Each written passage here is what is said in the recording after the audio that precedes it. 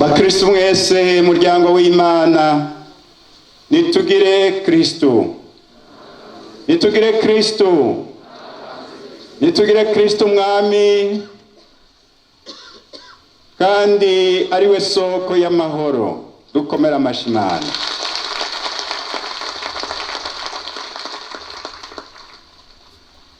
Bakristo mwese, imbere yuko nduga kwijambo ry'inyigisho y'uyu munsi, mu nkundire mbanze nsubire gukengurukira mwebwe mwese abakristo basangwa b'iyi paruwase yacu ya Kivoga, mwashimye kwakira uru rubanza rw'iteka, uru rubanza rweranda gukwatira mw'ibanga ry'ubusaseredoti. Mwaravyakiriye n'umutima mwiza, murerekana ko mwari mubishashaye, mugabo kandi biraboneka n'uyu munsi yuko mutapfuye kuvyakira gusa mutabikwiye, mwavyakiriye mubikwiye, muravyitegurira neza, kandi biraboneka ko mutekanye. None rero turabipfurije kandi turabasabira ko mworonka umugisha n'imihezagiro mwiteze kuri uyu munsi mukuru ubusaseredoti. Na cane cane ndabipfurije ko mwokama muvyara neza, mukama murera neza, kugira ngo muze muraturonsa abasaseredoti benshi kandi beranda, gutyo nejo canke hirya y'ejo tuze twongere tugaruke ngaha nyene twiginije vyiza vyo mukama. Umuhanuzi Yeremiya ati, utaranavuka narakwitoreye, ndakugena ngo umbere umuhanuzi w'amakungu, uzogenda kubo nzogutumako bose, kandi ibyo nzogutuma byose uzobivuge. Ntugire ubwoba imbere yabo, ndi kumwe nawe ngo ndakurokore. Ayo majambo twumvise muri Yeremiya mu gisomwa ca mbere, niyo aba bavukanyi bacu twatira mu mabanga y'ubupatiri babwirizwa kuba bariyumvisemwo, baratahura ko ayo majambo aberekeye ko Imana rero yabaremye ibafise ko umugambi mwiza wuko boyibera abahanuzi b'amakungu. Nguko ikete ryandikiwe Abahebreyi ribidushikirije, nta muntu yiha iryo teka, ariko arihamagarirwa n'Imana nka kumwe kwa Aroni. Ico nico ni inkuru nziza yashingiyeko mu kutwereka ko umukama ariwe yitoreye abandi bigishwa 72.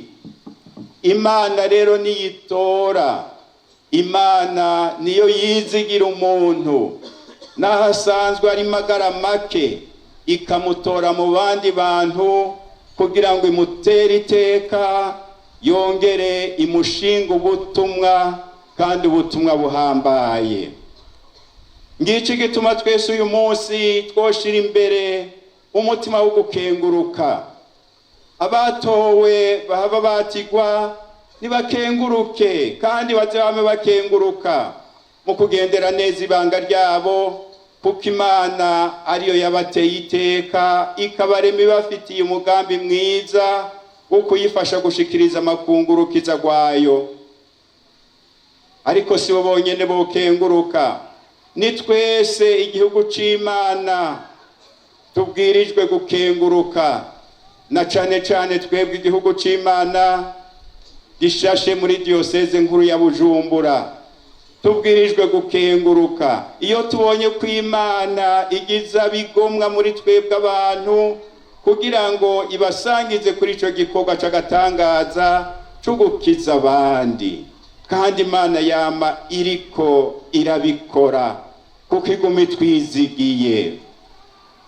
Ubukengurutsi bwacu turaza turabwerekana mu gusonera ibanga n'ubutumwa butorerwa aba basaseredoti tugira twatira uyu munsi, kuko naho batorwa muri twebwe abantu nguko ikete ryandikiwe abahebureyiri bivuze, naho batorwa muri twebwe abantu bamaze kwatigwa baba abandi bashinzwe ubutumwa bw'Imana, baca bamera nk'uwundi Kristo muri bwa butumwa bwiwe bwo kwigisha, gutagatifuza no kuyobora abantu babegeraniriza mu bumwe no mu rukundo.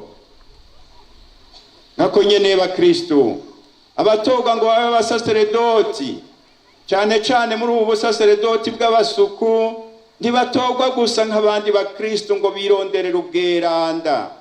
Ego niko nyene n'umusaseredoti abwirijwe kurondera ubweranda, ariko ntibatorwa gusa ngo bironderere ubweranda bwabo, batorerwa nyabuna imbere ya byose ubutumwa, ukurangura ubutumwa kukaba ariko kubagira beranda. Batorerwa ubutumwa kandi n'ubutumwa butoroshe. Nivyo vyibi twumvise mu bisomwa byeranda by'uyu munsi. Yeremiya atangura agira ati, nakugeneye kuba umuhanuzi w'amakungu, nakugeneye kuba umuhanuzi w'amakungu. Iyo umuntu azirikanye ko atorerwa kuba umuhanuzi w'amakungu kandi no kuba umuhanuzi w'abavukanye byonyene bitoroshe, ntashobora kubura guhinda gashitsi. Nivyo vyabaye no kuri Yeremiya, bimutuma yitakambira, agomba mbere no guhesha ubutumwa. Atayasinzi kuvuga, ndacari muto, naruka mweranda ntarya umunwa mu kuvuga ingene na Yezu atagombye guhisha abo yitoreye uburemere bw'ubutumwa bwabo. Ati ndabarungitse nk'imyagazi y'intama mu mfyisi. Murumva ngo ndabarungitse nk'imyagazi y'intama mu mfyisi. N'amajambo akomeye cyane kuwemeye kwakira no kurangura ubutumwa ahabwa n'Imana nk'uko Imana ibumuha, atacagabanijemwo, ataco yongeyemwo, ataraba inyungu ziwe. N'amajambo akomeye cyane. Rero bane b'Imana tugira twatira uyu munsi, so kubatera ubwoba tuyibukije ko n'uwo mwahisemwo kubera abatumwa ariwe Yezu Kristo, ubwo butumwa bwamugoye gushikaho ubanza kumucana ku musaraba imbere y'uko aronka ininahazwa. N'ubutumwa inzira yabwo ibwirijwe guca ku musaraba, ugomba kuburangura neza, na cyane cyane wiyumvira urukiza rw'abandi, utiyumvira inyungu zawe. Ni by'ukuri nibanga riryoshe cyane, kandi mbere nibanga ry'iteka waritorewe. Kuba umusaseredoti warabitorewe, ntawe bitonezera, n'abakubona baranezerwa, cyane cyane yugendera ibanga. Mugabo kandi nibanga ribwirizwa kubangirwa ingata y'ukwikorera umusaraba wawe n'umusaraba w'abandi. Risaba ubwitonzi bwinshi no kwicisha bugufi nk'imyagazi y'intama irungitswe mu mfyisi.